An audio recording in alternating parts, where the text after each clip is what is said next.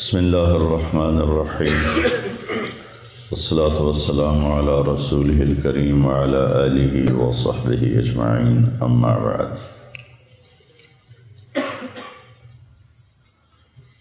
انسان کے اندر اللہ نے خواہشات بے شمار رکھی ہیں اور ان کو پورا کرنے کے لیے اسباب تھوڑے ہیں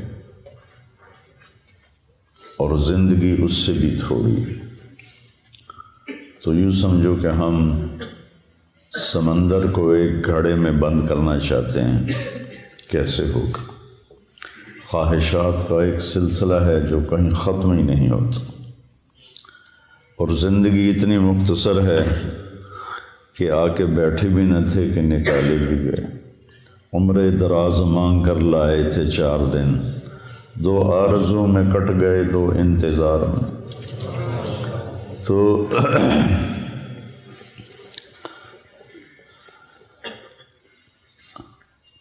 اس سے پتہ چلتا ہے کہ کوئی اللہ نے اگر ہمیں چند دن کے لیے پیدا کرنا تھا تو اتنی خواہشیں کیوں رکھی؟ پرندوں میں یہ خواہشیں کیوں نہیں؟ 1000 سال پہلے کوا جیسے گھونسلہ بناتا تھا، آج بھی ویسا ہی بناتا ہے۔ 1000 سال پہلے سانپ جیسے بل میں گھستا تھا، وہ آج بھی ایسے ہی کرتا ہے۔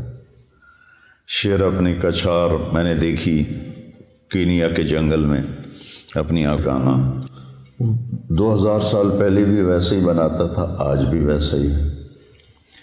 انسان غاروں سے چلا اور ہزاروں فٹ اوپر کی بلندیوں پر اس نے عمارتیں بنائی، گدھوں سے چلا اور 380 جہاز بنا لیے جو 580 مسافروں کو لے کر، میں نے کئی دفعہ سفر کیا، چلتا ہے۔ تو اس سے پتہ چلتا ہے کہ یہ ایک عقلی بات کر رہا ہوں، ہمیں اس کی ضرورت نہیں، وَلَٰكِن لِيَطْمَئِنَّ قَلْبِي۔ ہمارے لیے تو قرآن کافی ہے، اللہ کا نبی کا فرمان کافی ہے کہ کوئی جہان ایسا چھپا ہوا ہے جہاں ہماری ہر خواہش پوری ہوگی، جہاں ہر چاہا پورا ہوگا۔ لَهُم مَّا يَشَاءُونَ فِيهَا وَلَدَيْنَا مَزِيدٌ وَلَكُمْ فِيهَا مَا تَدَّعِي أَنفُسُكُمْ تَشْتَهِي أَنفُسُكُمْ وَلَكُمْ فِيهَا مَا تَدَّعُونَ نُزُلٌ مِّنْ غَفُورٍ رَّحِيمٍ۔ تو انسان اگر صرف اس زندگی اور اسباب کو سامنے رکھے گا تو وہ غلط چلے گا، اس کو چلنے کا طریقہ نہیں آتا۔ اس کے لیے اللہ تعالیٰ نے 1,24,000 انبیاء کو بھیجا جو ان کو بتاتے تھے کہ یہ سب خواہشیں یہاں پوری نہیں ہو سکتی، تم سب کچھ کر لو، موت کو کیا کرو گے؟ نوح علیہ السلام 950 سال زندگی گزاری، تبلیغ کی، پھر اس کے اوپر 500 سال زندگی گزاری، تو وہ بھی کہیں گے ادھر سے آیا ادھر سے نکل گیا۔ تو وحی کے لیے پھر اللہ آسمان سے علم اتارتا ہے، کسی بندے کو منتخب کرتا ہے، وہ ان کو وہ باتیں بتاتا ہے جو ان کو نظر نہیں آتی، وہ انکار کرتے ہیں، اس پر اللہ ان کو معجزہ دیتا ہے، ایک ایسا کام ان سے کرواتا ہے جو کوئی کر نہ سکے، کہ یہ دیکھو یہ انسانی بس سے باہر ہے، تو میں نے کیا ہے، میں نے نہیں کیا، اللہ نے کروایا ہے۔ وہی اللہ کہہ رہا ہے موت کے بعد زندگی ہے، جنت ہے، جہنم ہے۔ صالح علیہ السلام کی قوم، میں گیا ہوں وہاں، ان کے گھر دیکھے میں نے، پہاڑوں کو کھود کھود کے گھر بنایا، شہر بنایا ہوا ہے۔ تو کہنے لگے اگر تو سچا ہے تو اس پتھر سے اونٹنی نکال جو آتے ہی بچہ دے۔ تو اپنی طرف سے انہوں نے صالح علیہ السلام کو عاجز کر دیا، پتھر چٹان پھٹی، اونٹنی نکلی، بچہ دے دی۔ فرعون کہتا ہے کہ تو کہاں سے نبی بن کے آ گئے؟ کہ اولو جئتک بشیء مبین، اگر میں تمہیں کوئی دکھاؤں کارنامہ، قال فات بہ ان کنت من الصادقین فالقى عصاہ فاذا ہی ثعبان مبین، تو وہ جو لاٹھی ہاتھ میں تھے وہی پھینک وہ اتنا بڑا اژدہا بن گیا۔ تو سب سے آخر میں اللہ تعالیٰ نے جناب رسول اللہ صلی اللہ علیہ وسلم کو سارے عالم کے لیے بھیجا۔ ہر نبی کو معجزے دیے، کچھ مذکور ہیں، کچھ کسی کا ذکر ہے، کسی کا نہیں ہے۔ تو اللہ تعالیٰ کے محبوب کو اللہ نے سب سے زیادہ معجزات دیے، سب سے زیادہ۔ سارے نبیوں کے معجزے ختم ہو گئے، آپ کا معجزہ قرآن ہے جو آج تک باقی ہے، کہ پوری دنیا کے فصیح و بلیغ عاجز ہیں کہ اس جیسی ایک سطر لکھ کے دکھا دیں۔ پھر آپ کے معجزات میں بہت بڑا معجزہ معراج ہے، کہ کائناتی عقل، ہمت، سوچ بالکل ماننے سے منکر ہے، لیکن اللہ نے اس کو قرآن میں ذکر کیا۔ آپ کی انگلیوں سے پانی نکلا، یہ حدیث پاک میں آتا ہے۔ آپ نے چاند کے 2 ٹکڑے کیے، حدیث پاک میں آتا ہے۔ وانشق القمر میں بھی اس کا اشارہ ہے، اقتربت الساعۃ وانشق القمر۔ لیکن جو آپ کا معراج کا سفر ہے، یہ ایک ایسا معجزہ ہے کہ انسانی عقل دنگ ہے۔ کچھ لوگ اس کو خواب کہتے ہیں۔ اگر خواب ہے تو قریش مکہ کو اتنا لڑنے کی کیا ضرورت تھی؟ خواب تو کسی کو بھی آ سکتا۔ تو سبحان الذی اسریٰ بعبدہ، بے با کا صلہ ساتھ ملا ہوا ہے تاکید کے، ورنہ اسریٰ کے ساتھ با کی ضرورت نہیں ہے، سرا کے ساتھ با کی ضرورت ہے، اسریٰ کے ساتھ تو با کی ضرورت ہی نہیں ہے۔ بعبدہ باب افعال متعدی ہوتا ہے، تو تم مانو نہ مانو میں اپنے بندے کو خود لے کر گیا، اس لیے بعبد رسول نہیں فرمایا، یہ نبی نہیں فرمایا، بعبدہ۔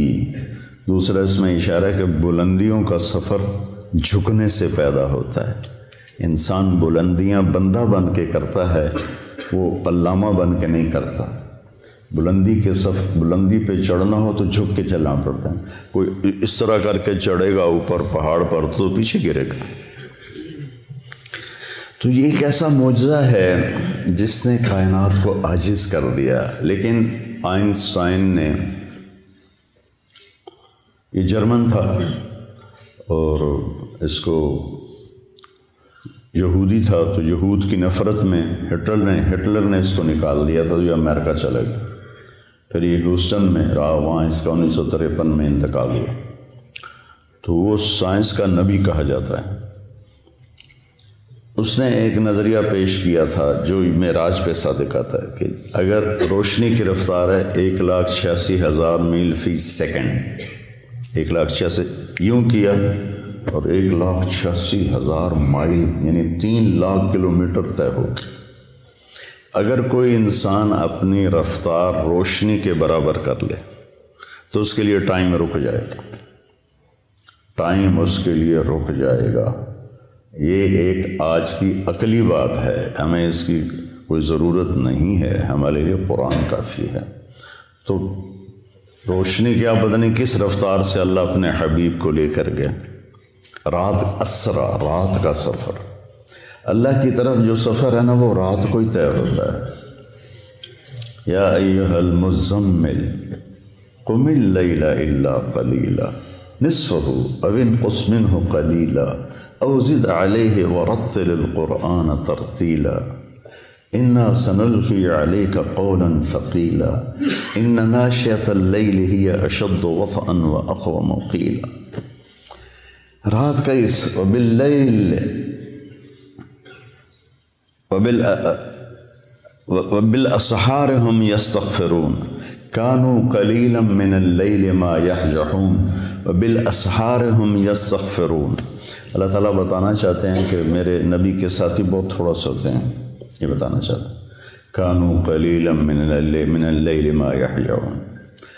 تو اس کے ہر لفظ پہ غور کرنا کہ تھوڑا ہونے کا مطلب کیسے پایا جاتا ہے۔ کانا فعل ناقص، تو تھوڑا کا مطلب آ گیا۔ قلیل ویسے ہی تھوڑا، من تبعیض کا ہے، جو چیز کو باز کر دیتا ہے وہ بھی تھوڑا۔ من اللیل۔ ما مصدر کا ہے جو فعل کو مصدر بنا دیتا ہے، چھوٹا کر دیتا ہے۔ حجا مختصر نیند کو کہتے ہیں، گہری نیند کو نہیں کہتے ہوئے صبح آپ کو اٹھا رہے ہیں، فجر ہو گئی، اٹھو اٹھو اٹھو، کم نیند۔ کانو تھوڑا، قلیل تھوڑا، من اللیل تھوڑا، ما تھوڑا، حجا تھوڑا، اور پھر وبالاسحار ہم یستغفرون، اور پھر وہ پچھلی رات کو بیٹھے استغفار کر رہے ہوتے ہیں۔ تو رات کے جاگنے کی بیٹا عادت ڈالو، چاہے 2 نفل پڑھ کے 2 نفل پڑھو، لیکن کوئی نہ کوئی تمہارا نام آ جائے کہ یہ بھی رات کو ماتھا ٹیکتے تھے۔ رات ہی اللہ کے نبی پر وہی رات کے وقت اتری، جب آپ غار حرا میں تھے۔ دن میں جبریل نے رات کو آئے، پیر کی رات کو تشریف لائے اندھیرے میں۔ تو خیر، اس اسرا بعبدہ کا لفظ بتا رہا ہے کہ اللہ تعالیٰ جسمانی طور پر لے گئے۔ خواب میں تو کہیں بھی چلے جاؤ، میں جنت میں گیا، جنت دیکھی میں نے خود 2 دفعہ، تو خواب تو کسی کو بھی آ سکتا ہے۔ تو اللہ تعالیٰ نے اپنے محبوب، یہ بلندی کب آئی؟ جب آپ تھک کے چور ہو گئے۔ 10 دن کے اندر 2 آسرے اللہ نے اٹھا لیے۔ حضرت ابو طالب باہر تھے، حضرت خدیجہ اندر تھیں۔ 10 دن کے وقفے سے دونوں فوت ہو گئے، تو آپ ٹوٹ گئے اور بکھر گئے۔ ابو لہب نے پہلے کہا کہ میں اب تیرا کفالت کروں گا، تو ابو جہل نے کہا تو کرے گا کفالت، جو محمد کا قرآن کہتا ہے تبت یدا ابی لہب و تب، تو اس کا میٹر گھوم گیا۔ اس نے حرم میں اعلان کیا بنو ہاشم کی کوئی کفالت نہیں ہے محمد کے لیے صلی اللہ علیہ وسلم، جو مرضی کرو۔ اس کے بعد وہ اوجھڑیاں ڈالی گئیں اور گردن میں کپڑا لپیٹ کے اس کو مروڑا گیا، گھسیٹے گئے، تھپڑ پڑے۔ یہ حضرت ابو طالب کی وفات کے بعد ہوا ہے، وہ پہلے رکاوٹ تھے۔ تو جب آپ بے بس ہو گئے تو آپ نے طائف کا سفر کیا۔ طائف کے سفر میں جو پتھر پڑے، میں نے وہ جگہ دیکھی ہے، وہ پرانا طائف ہے، وہاں مجھے لے گئے کہ کتنے 3 میل آپ دوڑتے رہے اور پتھر پڑتے رہے۔ جب آپ مکہ واپس پہنچے تو آپ اس قدر کفار کی وہاں مطلب ان کا ایسا خوف چھایا ہوا تھا کہ آپ مکے میں داخل نہیں ہوئے۔ آپ نے سہیل ابن عمر کو پیغام بھیجا، مجھے پناہ دو، تمہاری پناہ میں مکے میں آنا۔ یہ اسباب کی دنیا ہے، نبی بھی اسباب اختیار کرتے ہیں۔ اگر آپ چلے بھی جاتے کوئی روکنے والا نہ ہوتا۔ اس نے کہا میں نہیں دیتا۔ پھر آپ نے اخنس بن شریک سے کہا کہ مجھے پناہ دو، اس نے کہا میں نہیں دیتا۔ پھر آپ نے صفوان بن امیہ کو پیغام بھیجا، اس نے بھی انکار کر دیا۔ پھر آپ نے مطعم بن عدی کو پیغام دیا، تو مطعم بن عدی اپنے بیٹوں کو لے کر آیا اور آپ کو تلواروں کے سائے میں حرم شریف لایا، کہا کہ یہ آج کے بعد میری پناہ میں ہیں، کوئی ان پہ ہاتھ نہیں اٹھائے گا۔ ابو جہل نے پوچھا تم اپنے مذہب پر ہو یا محمد کے مذہب پر؟ کہا نہیں میں اپنے مذہب پر ہوں، اپنے دین پر ہوں۔ کہا ٹھیک ہے، پھر ہم اس کی رعایت کریں گے۔ اس واقعے کے بعد معراج کا واقعہ ہوا کہ جب آپ ٹوٹ گئے اور پس گئے، الا من تکلونی، کیا درد ہے ان الفاظ، الا من تکلونی، یا اللہ تو نے مجھے کن کے حوالے کر دیا؟ طائف کے بعد کی دعا ہے نا، اشکو الیک طوف قوتی وقلت حیلتی وہوانی علی الناس، یہ حوانی علی الناس میں جو پکار اور فریاد ہے پہاڑوں کو پگھلا دے۔ یا اللہ تو نے مجھے لوگوں کے سامنے بے بس کر دیا، پتھر مار مار انہوں نے میرا یہ حال کر دیا۔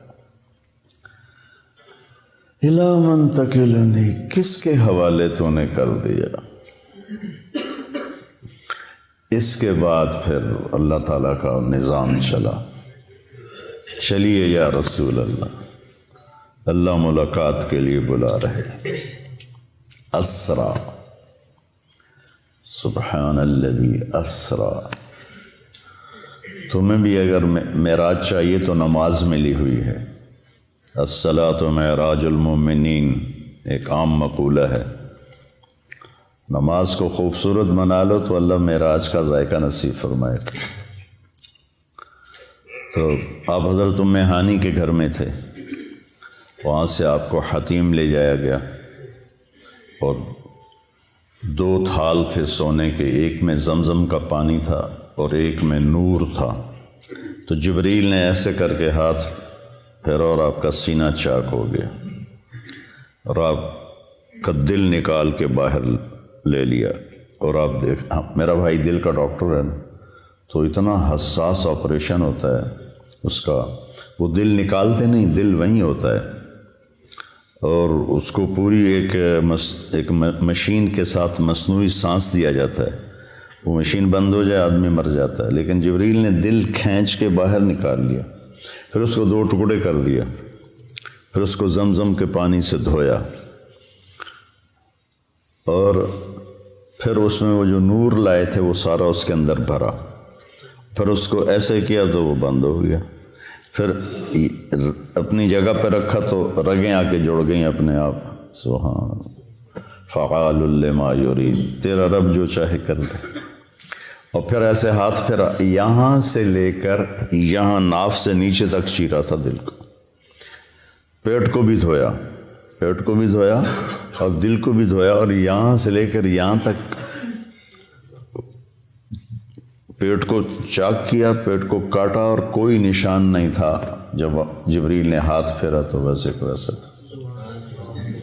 پھر ایک سواری جو خچر سے چھوٹی، گدھے سے بڑی، براق، اس پر آپ کو باہر وہ کھڑی تھی سوار کرایا گیا اور آپ نے فرمایا مجھے جبریل، وہاں جب اس پر سوار ہوا تو وہ کودنے لگا تو جبریل نے کہا تیری پشت پہ ان سے افضل ہستی آج تک نہیں سوار ہوئی، یہ خاتم الانبیاء ہیں۔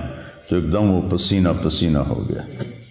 پھر وہاں سے آپ کو لے کر مدینہ آئے، کہ اتریے 2 نفل پڑھیے، یہ آپ کی ہجرت کی جگہ ہے۔ پھر وہاں سے آپ کو لے گئے کوہ طور پر، کہ یہ طور سینا ہے جہاں موسیٰ سے اللہ بات کرتے تھے، 2 نفل پڑھیے۔ پھر بیت اللحم لے گئے، حضرت عیسیٰ کی جائے پیدائش، کہ یہ عیسیٰ کی جائے پیدائش ہے۔ پھر آپ حضرت موسیٰ علیہ السلام کی قبر سے گزرے، کا میں نے دیکھا وہ قبر میں نماز ادا فرما رہے تھے۔ پھر اس کے بعد آپ کو بیت المقدس لایا گیا۔ اب یہ واقعہ دونوں طرح کی روایت ہے، پہلے پیش آیا یا آپ کے اترنے کے بعد پیش آیا، کہ سارے ارواح انبیاء جمع تھی اس دن۔ وہ تو معبد ہی تھا، مسجد تو ہمیں ملی، پہلے مسجد تو تھی نہیں، کسی امت کو مسجد نہیں ملی، عبادت گاہ۔ وہ عبادت گاہ کا دروازہ بند کرنے لگا، خادم تو بند نہیں ہو رہا تھا، جو پورا زور لگایا نہیں بند ہوا۔ تو اس نے مصری بلایا تو انہوں نے کہا اس کی جو اوپر والی ایسے ڈاٹ ہوتی تھی، اب تو لوہا ڈال دیتے نا، تو وہ اس طرح کر کے ڈاٹ ڈالتے تھے، وہ نیچے آ گئی، یہ دروازہ بند نہیں ہو رہا۔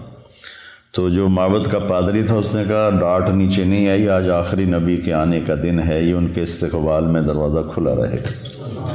حالانکہ آپ کو دروازے کی ضرورت نہیں تھی، لیکن یہ اللہ تعالیٰ نے آپ کو یہ کرام دیا۔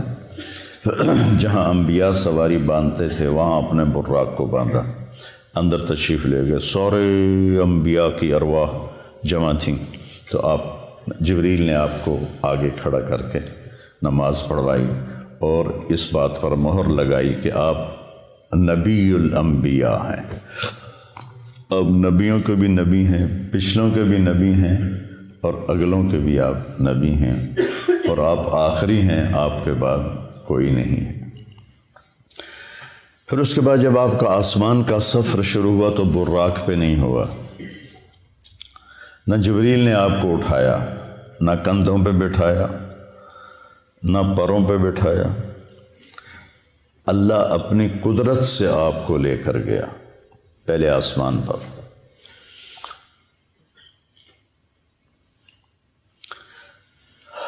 دیکھو بچوں، ہر انسان چاہتا ہے مجھے عزت ملے، بلندی ملے، نام ہو، شہرت ہو، اور ذریعہ بناتا ہے صرف پیسے کو۔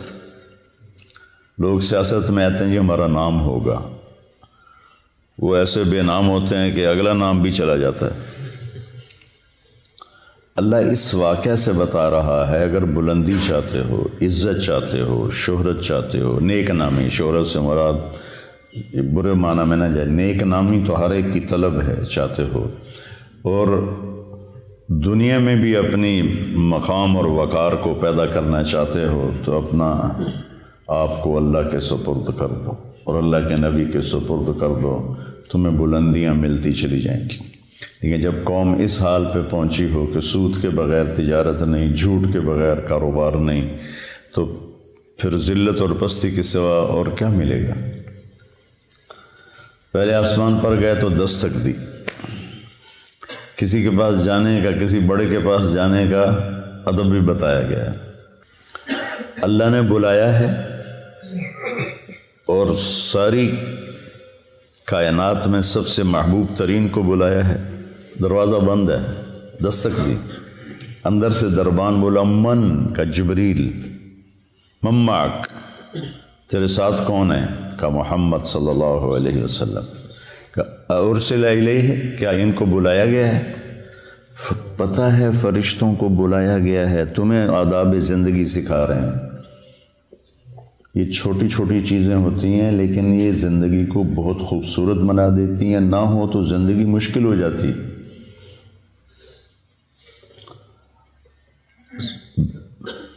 اس لیے میں نے وہ کتاب شروع کروائی ہے کیف عاملہم، کہ آپ کو پتہ چلے زندگی کیسے گزارنا ہے۔ ارسل الیہ، کیا ان کو بلایا گیا ہے؟ قال نعم، تو پھر انہوں نے دروازہ کھولا، مرحبا برسول اللہ۔ تو آگے آدم علیہ السلام کھڑے تھے، ان کا مرحبا بالابن الصالح والنبی الصالح، آدم علیہ السلام نے استقبال کیا۔ پھر وہاں سے اوپر چلے تو آگے پھر دروازہ بند ہے، دستک دی جبریل نے، کا من کا جبریل، من معک محمد صلی اللہ علیہ وسلم، هل ارسل الیہ، کیا ان کو بلایا گیا ہے؟ اللہ اکبر۔ کبھی کوئی تمہیں ملنے سے انکار کر دے تو یہ نہ کہنا بڑا متکبر ہے، اس حدیث کو یاد کرنا۔ سب کو پتہ ہے کہ آج آپ کی آمد ہے، هل ارسل الیہ، بلایا گیا؟ قال نعم، ففتح الباب، دروازہ کھولا تو آگے یحییٰ بن زکریا اور عیسیٰ علیہ السلام کھڑے تھے، مرحبا بالاخ الصالح، مرحبا بالنبی الصالح۔ تو سب نے، دونوں نے استقبال کیا۔ پھر اس کے بعد آپ تیسرے آسمان پر گئے، تیسرے آسمان کا دروازہ پھر بند، پھر وہی بات دہرائی گئی، دروازہ کھلا، هل من جبریل، من معک محمد، هل ارسل الیہ؟ نعم، ففتح الباب۔ آگے گئے تو آگے یوسف علیہ السلام سے ملاقات ہوئی، ان کا مرحبا بالاخ الصالح، مرحبا بالنبی الصالح۔ آپ نے کہا میں نے یوسف کو دیکھا، اعطی شطر الحسن، ساری کائنات کا حسن اکٹھا کیا جائے تو 1/2 پورے کا پورا یوسف کے پاس تھا۔ پتہ نہیں اللہ نے کیا شکل بنائی ہوگی، سبحان اللہ۔ پھر اس کے بعد چوتھے آسمان کی طرف بڑھے تو وہاں بھی یہی بات دہرائی گئی، من معک، هل ارسل الیہ۔ پھر دروازہ کھلا تو ادریس علیہ السلام، وہاں ایک لشکر گزر رہا تھا، آپ نے ادھر دیکھا تو نظر نہیں آیا کہ کہاں اس کا سرا ہے، ادھر دیکھا تو نظر نہیں آیا کہاں اس کا سرا ہے، تو آپ نے جبریل سے پوچھا یہ کیا ہے؟ کہ یا رسول اللہ یہ اللہ کے لشکر ہیں، میں جب سے وہی لے کر آ رہا ہوں اور جا رہا ہوں، میں آج تک اس کی ابتدا انتہا کو نہیں دیکھ پایا۔ پھر انہوں نے کہا وَلِلَّهِ جُنُودُ السَّمَاوَاتِ وَالْأَرْضِ، یہ آیت ان کو پڑھ کے سنائی۔ پھر وہاں سے 5ویں آسمان پر چڑھے، پھر وہی من معک هل ارسل علیہ، ہر دفعہ اجازت لی جا رہی ہے، ہر دفعہ۔ دروازہ کھلا، آگے ہارون علیہ السلام سے ملاقات ہوئی۔ پھر اس کے بعد اس کے اوپر گئے 6 آسمان پر، تو پھر وہی سوال جواب، دروازہ کھلا تو آگے موسیٰ علیہ السلام کھڑے ہوئے تھے۔ تو موسیٰ علیہ السلام سے مل کر جب چلے تو وہ رونے لگے۔ انہوں نے پوچھا کیوں رو رہے ہیں؟ کہا یہ نوجوان میرے بعد آیا ہے، لیکن اس کی امت جتنی جنت میں داخل ہوگی نا وہ سب سے زیادہ ہوگی، میری امت اتنی جنت میں نہیں جائے گی جتنی ان کی امت جنت میں جائے گی، مجھے اس پہ رونا آیا ہے۔ پھر اس سے اوپر گئے تو 7ویں آسمان پر پھر وہی سوال جواب ہوئے، اور اس کے بعد دروازہ کھلا تو ابراہیم علیہ السلام یا آدم علیہ السلام نے کہا میرے بیٹے آ گئے، یا پھر ابراہیم علیہ السلام سفید داڑھی لمبی، تو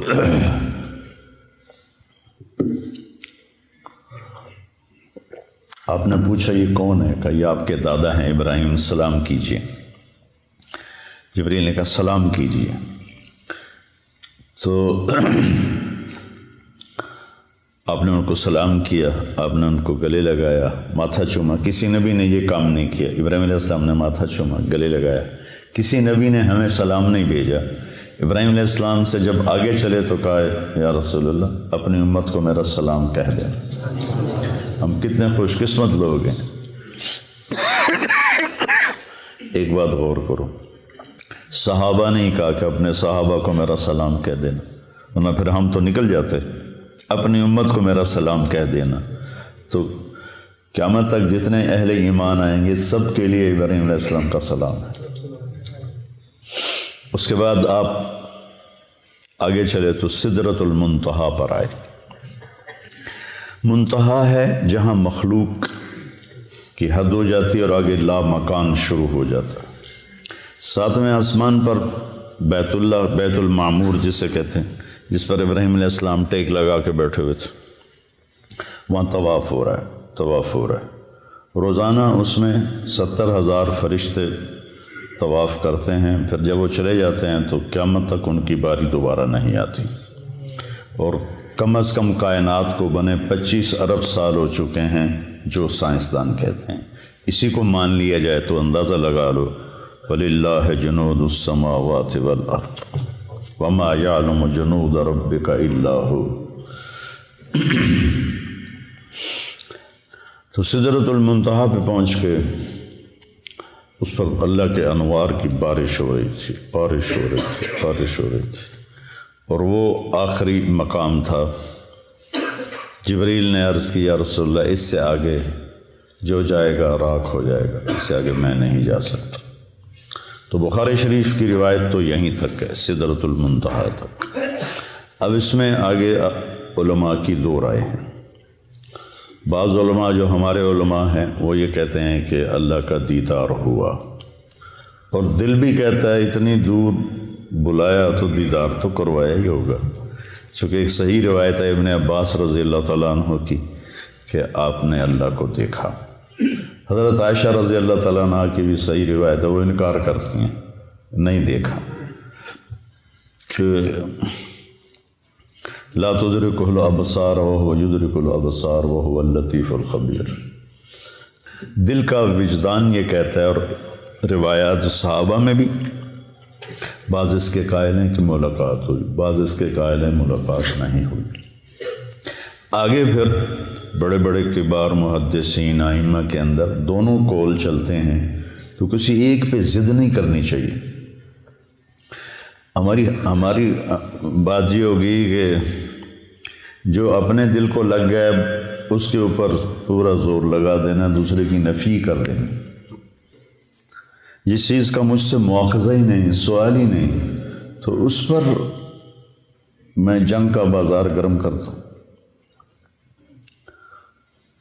تو سدرۃ المنتہا سے آگے یعنی میرا دل کہتا ہے کہ زیارت ہوئی، ملاقات ہوئی، اور کیا باتیں ہوئیں اللہ جانتا ہے۔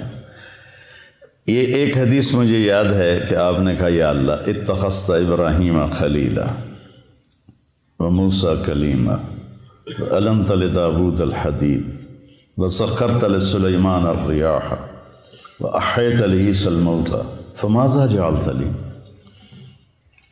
یا اللہ آپ نے ابراہیم علیہ السلام کو خلیل بنایا، موسیٰ کو کلیم بنایا،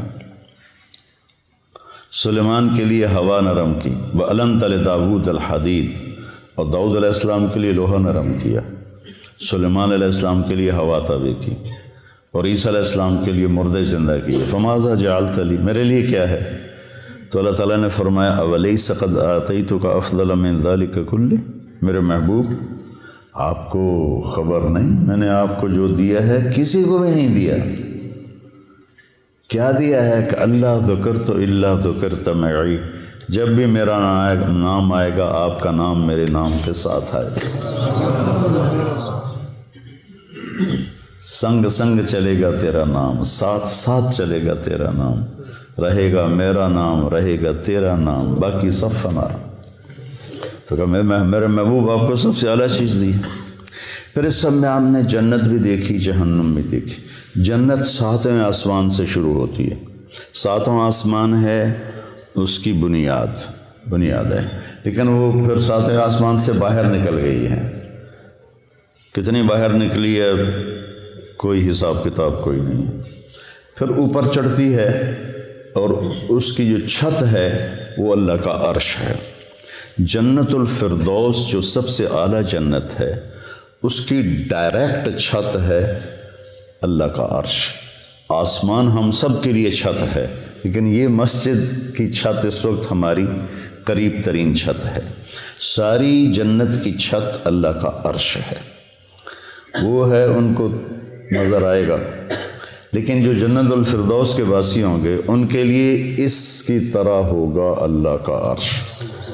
اور جتنا اللہ نے عرش کو ڈیزائن کیا ہے، ایک حدیث میں آتا ہے، اتنا کسی شے کو بھی ڈیزائن نہیں کیا اپنی مخلوق، اس کو اتنا خوبصورت بنایا ہے، اتنا کسی چیز کو بھی نہیں بنایا۔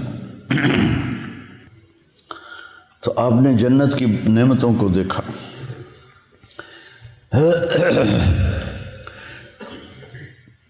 اب لوگ ترجمہ کرتے ہو تجری من تحتہم الانہار، ان کے نیچے نہریں بہتی ہیں۔ نہر سے تصور چھوٹا آتا ہے، عربی میں نہر دریا کو کہتے ہیں۔ ایک محاورہ بن گیا کہ ہم کہتے ہیں نہریں بہتی ہیں۔ نہر عربی میں دریا ہے، بحر سمندر ہے۔ تو آپ نے دودھ کی نہر دریا دیکھا، شہد کا دیکھا، شراب کا دیکھا، پانی کا دیکھا۔ وہ ایک فردوس میں ایک بڑا حوض ہے جس سے وہ چاروں نہریں نکل رہی ہیں۔ اگر اس دنیا کو اٹھا کے کسی ایک نہر میں پھینک دیا جائے تو ایسا لگے گا جیسے ایک چھوٹا سا کنکر کسی دریا میں ڈال دیا ہو، یہ دنیا اس میں ایسے غائب ہو جائے گی۔ اور پھر اللہ تعالیٰ نے اس کو بھر دیا ہے۔ پھر ایک چشمہ تسنیم آپ نے فرمایا، مزاجہ من تسنیم عین یشرب بها المقربون۔ تسنیم سنام سے ہے، سنام اونٹ کی کوہان کو کہتے ہیں کہ وہ ایسے ایسے چلتا ہے، چشمے یوں چلتے ہیں، وہ یوں چلتا ہے، ایسے کوہان بناتا ہے، اور وہ زمین پہ نہیں بہہ رہا، ہوا میں بہہ رہا ہے، ہوا میں۔ ان اللہ علی کل شیء قدیر فعال لما یرید یفعل ما یشاء لا یسأل عما یفعل وهم یسألون۔ اس کی طاقت کو چیلنج ہو سکتا ہے۔ تو ایسے فضا میں ہے، وہ جنت کی فضا میں بہتا ہے، وہ جنت کا سب سے اعلیٰ چشمہ ہے۔ تو آپ نے یہ سارے جنت کے مناظر دیکھے، جنت کی نعمتوں کو دیکھا، پھر جنت کے فرشتے کو دیکھا، بڑا خوبصورت، بڑا مستبشر، رونق والا چہرہ۔ کا یہ کون ہے؟ کہا یہ جنت کا فرشتہ ہے رضوان، جو جی ایم ہے، جنرل مینیجر آف جنت، وہ رضوان ہے۔ اور پھر آپ نے جہنم کے فرشتے کو دیکھا، مالک کر کے بیٹھا ہے۔ آپ نے کہا یہ کون ہے؟ کہ یہ جہنم کا جی ایم ہے، مالک۔ پھر آپ نے بہت بڑا فرشتہ دیکھا، آپ نے کہا یہ کون ہے؟ کہ یہ اسرافیل ہے جو لوگوں کی روحوں کو کھینچتا ہے۔ ملک الموت کو بھی دیکھا، سارے فرشتوں کو دیکھا، پھر جہنم کو دیکھا، جہنم کے عذاب دیکھے، وہ بڑے خوفناک۔ کچھ لوگوں کو دیکھا جن کے جسم انسانی ہے، چہرہ سور کا ہے، چہرہ سور کا ہے، اور ان کے منہ سے جو کھاتے ہیں آگ بن کے نکلتا ہے۔ ہم نے کہا یہ کون ہے؟ کہ جو یتیموں کا مال ہڑپ کر جاتے تھے، جو یتیم ہو گیا، کوئی وارث نہیں، اس کی جائیداد پہ قبضہ کر لے۔ ایسے بہت سارے عذاب کی شکلیں دیکھیں، وہ میں نہیں دہراتا ہوں۔ پھر اس کے بعد آپ واپس تشریف لائے اور اپنے گھر پہنچے تو بستر گرم، دروازہ کھلا ہوا، کائنات کو روک دی اللہ نے۔ کہیں گاڑی روک دیں تو گھنٹہ کھڑی رہے تو سفر تو نہیں ہوتا نا۔ اللہ نے کیا کیا پتہ کوئی نہیں ہے۔ ایک سائنسی بات ہے، روشنی کی رفتار سے کہ برابر ہو جاؤ تو ٹائم پیچھے چلا جاتا ہے، ٹائم رک جاتا ہے، اور باقی کن فیکون ہے، انما امرہ اذا اراد شیئا ان یقول له کن فیکون، فسبحان الذی بیدہ ملکوت کل شیء والیہ ترجعون۔ اب واپس تشریف لائے اور آپ نے حضرت خدیجہ سے کہا کہ میں نے رات کو یہ دیکھا ہے، تو میں بتانا چاہتا ہوں کہ یا رسول اللہ، پہلے آپ کے اتنے مخالف ہیں اور آپ کی باتیں نہیں مانتے، یہ سن کر تو وہ اور مذاق اڑائیں گے۔ کہ نہیں، جب اللہ کی طرف سے تو مجھے بتانا ہے۔ تو آپ نے حرم میں آ کے اعلان کیا تو ایک ہلچل مچ گئی اور کھلبلی مچ گئی، اور سورے ہنس کے پاگل ہو گئے۔ تو ایک آدمی اٹھا وہاں سے، بھاگا ابو بکر، اگر کوئی آدمی کہے راتوں رات آسمان پہ گیا، آسمان سے واپس آیا، بیت المقدس گیا، بیت المقدس سے واپس آیا، تم مانو گے؟ تو ابو بکر نے کہا کہنے والا کون ہے؟ کہ تیرا دوست کا، پھر میں مانتا ہوں جو کہا ہے سچ۔ اس پر آپ نے فرمایا لکل امت صدیق و صدیق امتی ابو بکر، ہر امت کا ایک صدیق ہے اور میری امت کا صدیق ابو بکر ہے۔ غار ثور میں جب آپ داخل ہوئے، پہنچے تو ابو بکر نے آپ کو باہر بٹھا دیا، تو اندر گئے، سارے سوراخ بند کیے، کپڑا پھاڑ کے ٹٹول کے، اندھیرا تھا، 27 کی رات تھی، 27 صفر کی رات تھی، اندھیرا، شب جمعہ تھی۔ تو کچھ جب سوراخ باقی رہ گیا تو پھر کرتا اتارا، پہلے پگڑی اتاری پھاڑی، پھر کرتا اتار کے پھاڑا، سارے بند کر کے دیکھ کے ایک سوراخ تھا جس میں سانپ تھا۔ مرحبا بک یا رسول اللہ۔ اب جب آپ اندر آئے تو اندھیرے میں آپ کو پتہ نہیں چلا کہ ابو بکر کا نہ کرتا ہے اور نہ پگڑی ہے۔ جب تھوڑی سی صبح صادق کی آنکھ کھلی تو آپ نے دیکھا کہ نہ کرتا نہ پگڑی۔ کہ ابو بکر تیرا کرتا تیری پگڑی؟ کہ یا رسول اللہ یہ سارے سوراخ تھے، مجھے ڈر لگا کوئی چیز آپ کو نقصان نہ پہنچا۔ نقصان پہنچانے والا تو وہاں تھا جہاں انہوں نے ایڑی رکھی ہوئی تھی، تو اس لیے میں نے یہ کیا۔ تو اللہ کے نبی کی آنکھوں میں آنسو آ گئے۔ کہ یا اللہ میں ابو بکر سے راضی ہوں، تو بھی اس سے راضی ہو جا اور اسے جنت میں میرا ساتھی بنا دے۔ تو اسی وقت جبریل آئے، یا رسول اللہ، اللہ تعالیٰ فرما رہے ہیں کہ ہم ابو بکر سے راضی ہو گئے اور جنت میں آپ کا ساتھی بنا دیا۔